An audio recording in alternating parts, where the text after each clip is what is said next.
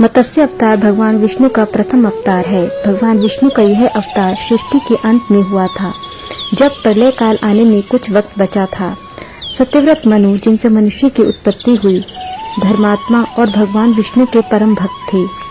एक दिन जब सत्यव्रत मनु नदी तट पर पूजन तथा तर्पण कर रहे थे, तब उनके कमंडल में नदी की धारा में बहकर एक छोटी सी सुनहरी मछली आ गई। वह मछली उनसे अपनी रक्षा की विनती करने लगी। तब उस छोटी मछली को लेकर मनु अपने राजमहल लौट आए। अगले दिन उस मछली का आकार इतना बढ़ गया कि उसे बड़े तालाब में रखना पड़ा। अगला दिन होते होते उस मछली का आकार और बढ़ता चला गया, जिसके कारण उस मछली को नदी में डालना पड़ा। परंतु मछली का आकार निरंतर बढ़ता ही रहा, जिसके कारण नदी से उसे समुद्र में डालना पड़ा। उसके विशालकाय बढ़ते आकार के कारण वह स्थान भी उसके रहने के लिए छोटा पड़ गया। तब मनु महाराज समझ गए कि ये कोई साधारण मछली नहीं है। अंत में उन्होंने उस विशालकाय मछली के आगे नमस्कार कर हाथ जोड़कर पूछा कि आप अवश्य ही कोई परमात्मा हैं। यदि यह बात सत्य है तो कृपा करके बताइए कि आपने यह मत्स्य रूप क्यों धारण किया है। तभी मत्स्य रूपी श्री हरि ने उत्तर दिया कि हे राजन, एक दैत्य ने वेदों को चुरा लिया है। जगत में चारों ओर अज्ञान और अधर्म का अंधकार फैला हुआ है। मैंने हयग्रीव को मारने के लिए मत्स्य का रूप धारण किया है।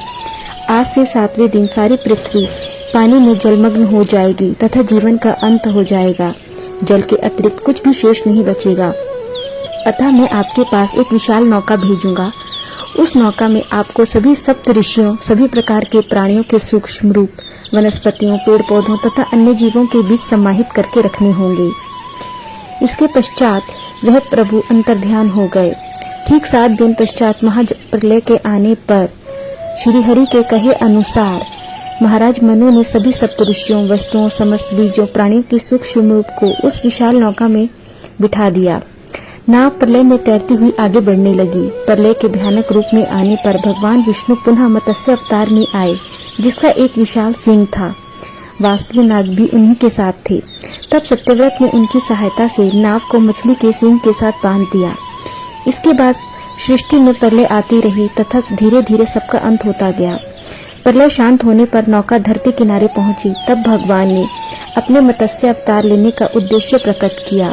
उन्होंने बताया कि जिस प्रकार एक किसान अपनी फसल की कटाई के समय कुछ बीजों को अपने पास सुरक्षित रख लेता है, इसके पश्चात वह उन्हीं बीजों की सहायता से पूरा धन धान्य पुनः उगाता है, ठीक इसी प्रकार सृष्टि के पुनः निर्माण के लिए कुछ बीजों का रखा जाना आवश्यक था, चाहे वह सुख देने वाली चीजें हों या दुख देने वाली।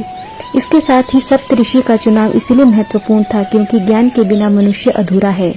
इसीलिए सृष्टि के संतुलन में स्थापित करने के उद्देश्य से ही उनका बचना आवश्यक था। श्री हरि का दिया यही उपदेश मत्स्य पुराण कहलाया। इसके पश्चात भगवान विष्णु ने अपने धाम जाने से पहले मनु को उनकी स्मृति के आधार पर उस कल्प की कुछ अच्छी बातों को एक पुस्तक में लिखने को कहा। इसके साथ ही उस पुस्तक में उन बातों का उल्लेख भी करने के लिए कहा जिसके कारण इस सृष्टि का अंत हुआ तथा एक नई सृष्टि का निर्माण संभव हो सका। महाराज मनु द्वारा लिखी गई यही स्मृति के आधार पर जानी गई पुस्तक मनुस्मृति कहलाई।